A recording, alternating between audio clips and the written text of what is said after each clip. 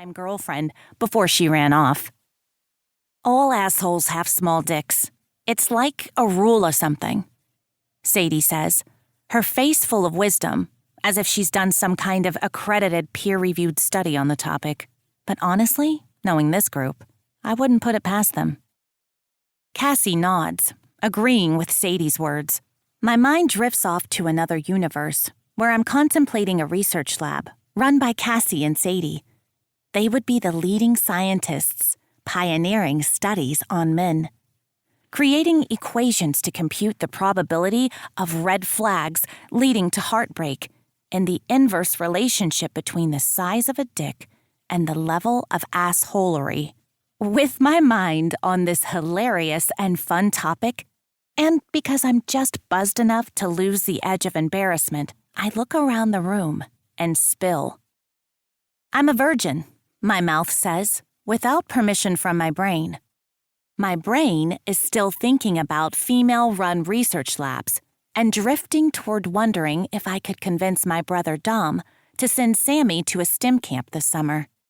Start a legacy of women who research dumb men, the true disease of humankind.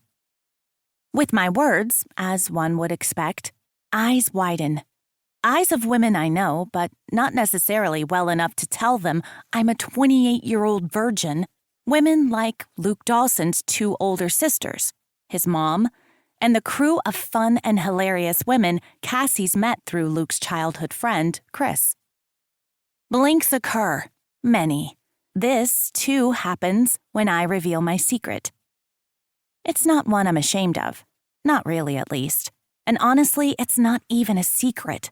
Unless by secret you mean it's something I don't tell random strangers.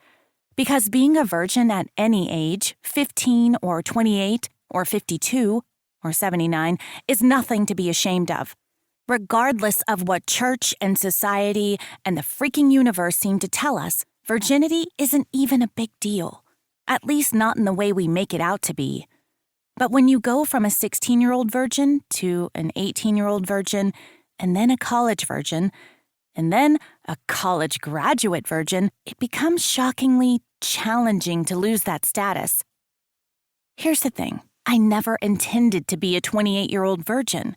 As a young girl, I never made some vow to stay pure for some fictional man who would sweep me off my feet. I never imagined losing it on my wedding day, surrounded by a puddle of a cupcake topper dress. It just happened. When everyone was experimenting and losing it in high school, I was awkward and nerdy. I developed late, spending my golden high school years as a skinny thing with no hips and no boobs to speak of, and 5 older brothers breathing down the neck of any boy who even deemed to look my way.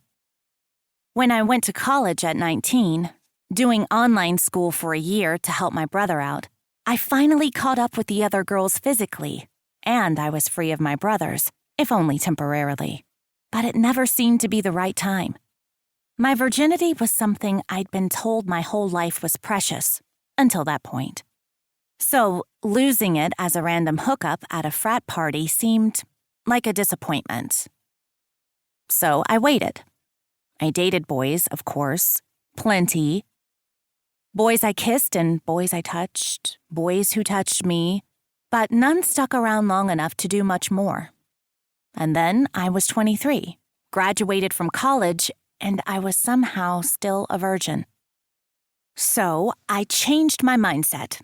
I wasn't going to look for commitment or love to lose. What I now realized with time was a not-so-precious V card. I just wanted to find a guy who could prove he was worth it. I've heard all about first times being terrible, painful even, so I made it a rule that I'll have sex with a man if he could prove he'd make it good for me. That, too, has turned into an issue. The first try was by a guy named Jason. He was nice enough, cute enough. I was 24 and out with my best friend, Paige, celebrating her new job, and he caught my eye. We danced the entire night before he said those cliché words. "Do you want to come home with me?" And I did. And it turned out he couldn't even find my